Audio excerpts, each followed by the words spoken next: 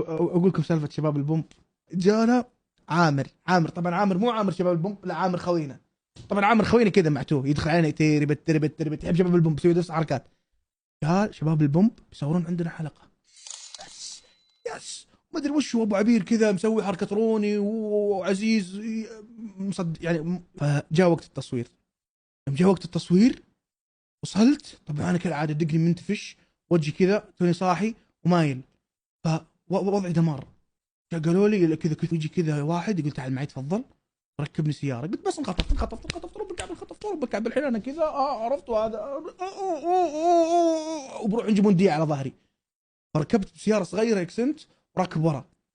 قلت حلو يلا، ومسوي حركه وشو كذا زي حركه ماك تايسون، يد اليمين يمسكها كذا عشان يشدها، عشان لو عضها على وجهي، عرفت؟ مع انه لو طلع لي سكينه كذا ابو اصبع قلت سلام عليك، قاعد قيدني. ركبت القى كرفانه كذا معضله، كرفانه تاكي كذا، كرفانه كبيره، سياره كبيره تاكي كذا. قال ادخل. قلت ايه. في تكي على اليمين وادخل. في حلاق واحد اردني او سوري كبير كبير، شايب تاكي كذا، طبعا كذا يعني المفروض دبل، تاكي كذا ماسك المقص وماسك ذا يناظرني. اقعد هون لا، وتكي ودي يحلق لي ويبدا يزين وجهي، ثم فجاه اشوفه جاب مطرقه وطاح قام ينحت. اقول وجهك خايس مره يعني، اعذرني. قلت ما عندك مشكله خذ راحتك. ويصلح يصلح يصلح، ثم طلع لي من الدرج. قلت حلو. فان جوخ بيبدا يرسم على وجهي، بيبدا الان يلعب بوجهي، وبدا يحط لي هنا ميك اب وما ادري وش هو. طول هنا طول طول طول، ثم جاء هنا ايش فيك انت تنام على وجهك شلون ثبطني. ثم ياخذونا ونروح وقت التصوير. صورنا كم لقطه افا. يا اخوان هذا ابيض يا اخي، مو ميك اب يا اخي، مو ميك اب. افا ابيض هذا حق الاعلان ابيض. ايه قلت فقد وجيكم قد تقول لي افا ما اصفقكم واحد واحد.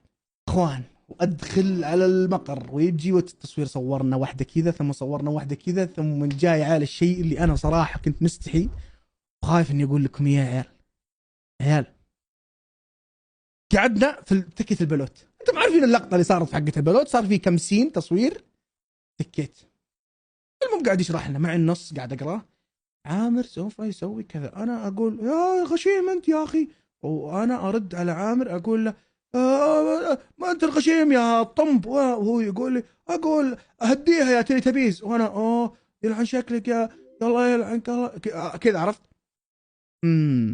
وصلنا عند لقطه معي الورق، وش بسوي فيه؟ قلت لا الورق الحين انا انت صح جبت العيد فيني، ايش بسوي؟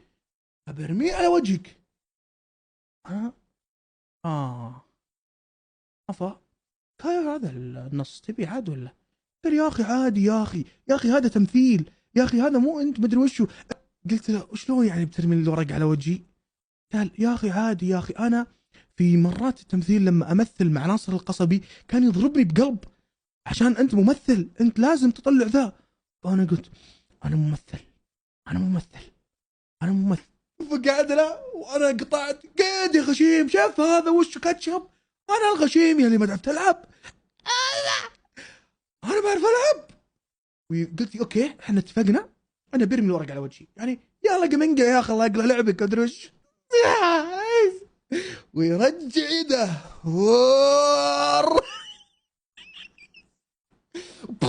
ايه ذب الورق جاي يسطرني على وجهي. انا يوم اسطرنق ايش سويت؟ انا المفروض اني اقوم عشان النص يقول كذا.